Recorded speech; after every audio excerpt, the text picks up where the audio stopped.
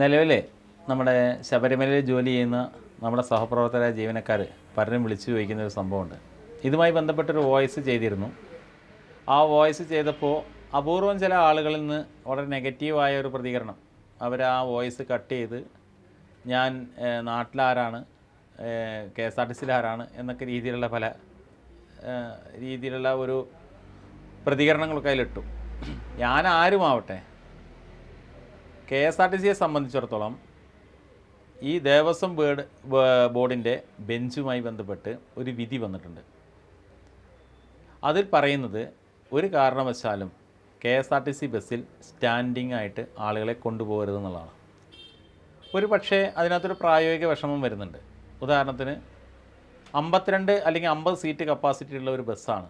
അതിലൊരു 46 സീറ്റായി കഴിഞ്ഞു. പിന്നീട് ഒരു 8 ആൾ വന്നു. അപ്പോൾ 46 തൊട്ട് 54. അതിലൊരു 4 ആൾ നിന്ന് പോകുന്നത് ബഹുമാനപ്പെട്ട ഹൈക്കോടതി ഉത്തരവിൻ്റെ ഒരു പക്ഷേ ലംഘനമായിരിക്കാം. എങ്കിൽ പോലും അവരത് സഹിച്ച് പോകാൻ തയ്യാറാവുകയാണെങ്കിലും ആ അപകടത്തിൻ്റെ തോത് ഇതൊന്നും ഒരു ന്യായമാണെന്നോ ഇതൊന്നൊരു നിയമമാണെന്നോ നമ്മൾ പറയുന്നില്ല. എങ്കിൽ പോലും അങ്ങനെയൊക്കെ കൊണ്ടുപോകാം. പക്ഷേ അതല്ലാതെ 50 സീറ്റ് കപ്പാസിറ്റിയുള്ള ബസ്സിൽ 80ഉം 100ഉം ആളുകളെ പല ബാച്ചുകളായിട്ട് കൊണ്ടുപോയിട്ട് സ്ഥാപനത്തിന് ലാഭമുണ്ടാക്കണം എന്ന രീതിയിലേക്ക് എടുക്കുന്ന ഒരു തീരുമാനം ഒരിക്കലും നമുക്ക് അംഗീകരിക്കാൻ പറ്റുന്നതല്ല.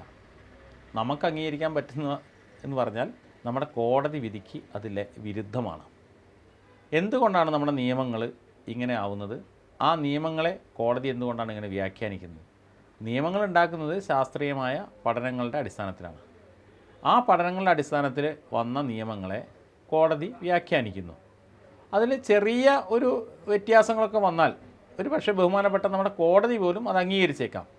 പക്ഷേ അതിനപ്പുറത്തേക്കുള്ള രീതിയിൽ അതിനകത്ത് ആ കോടതി വിധിയുടെ ലംഘനം വന്നാൽ അത് കോടതി അംഗീകരിക്കില്ല എന്നതാണ് സത്യം. സ്ഥാപനം പല രീതിയിലുള്ള ന്യായീകരണം പറയും. നമുക്ക് രക്ഷപ്പെടണ്ടേ, നമുക്ക് ലാഭമുണ്ടാക്കണ്ടേ. K S R T C ലാഭമുണ്ടാക്കേണ്ട ഒരു സ്ഥാപനമല്ല, അത് സേവന മേഖലയിൽ പ്രവർത്തിക്കുന്ന ഒരു സംഭവമാണ്. അതാണ് നമ്മൾ ആദ്യം മനസ്സിലാക്കേണ്ടത്. K S R T C ആയാലും കെ എസ് ഇ ബി ആയാലും വാട്ടർ അതോറിറ്റി ആയാലും പൊതുജനങ്ങൾക്ക് സേവനം കൊടുക്കാൻ വേണ്ടി നിലനിൽക്കുന്ന ഒരു സ്ഥാപനമാണ്. പക്ഷേ അതിനകത്ത് വരുമാനം വേണ്ടേ? വേണം. അതുകൊണ്ടാണ് നമ്മൾ സൗജന്യം കൊടുക്കാത്തത്.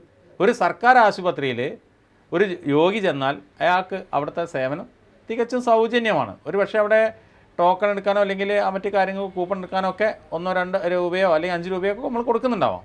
പക്ഷേ അതുപോലെയല്ല, ഒരു ബസ്സിനകത്ത് ന്യായമായി നമ്മൾ പണം കൊടുത്ത് തന്നെയാണ് ആ ബസ്സിനകത്ത് യാത്ര ചെയ്യുന്നത്. അപ്പോൾ ഇങ്ങനെയൊക്കെയുള്ള കാര്യങ്ങൾ നിലനിൽക്കെ ബഹുമാനപ്പെട്ട കോടതിയുടെ വിധിയും സർക്കാരിൻ്റെ നയവും അതെല്ലാം അംഗീകരിച്ചുകൊണ്ട് മാത്രമേ കെ എസ് ആർ ടി സിയിലെ ജീവനക്കാർ മുന്നോട്ട് പോകാൻ പാടുള്ളൂ. ഗവൺമെൻറ് ഒരു നിയമം നടപ്പിലാക്കുന്നു, ആ നിയമത്തെ കോടതി വ്യാഖ്യാനിക്കുന്നു, അത് എക്സിക്യൂട്ടീവ് വിഭാഗമായ സർക്കാരിൻ്റെ ജീവനക്കാർ നടപ്പിലാക്കുന്നു.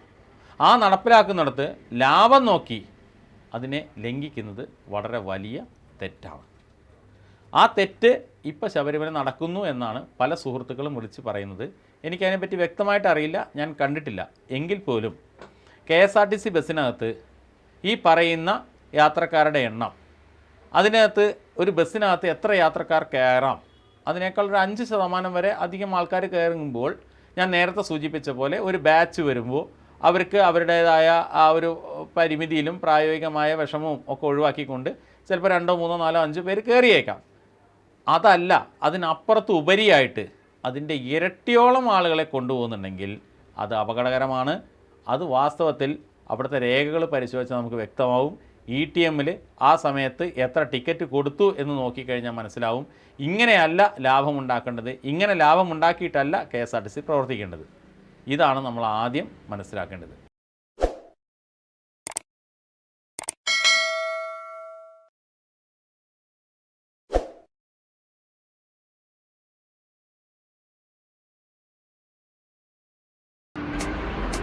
Thank you.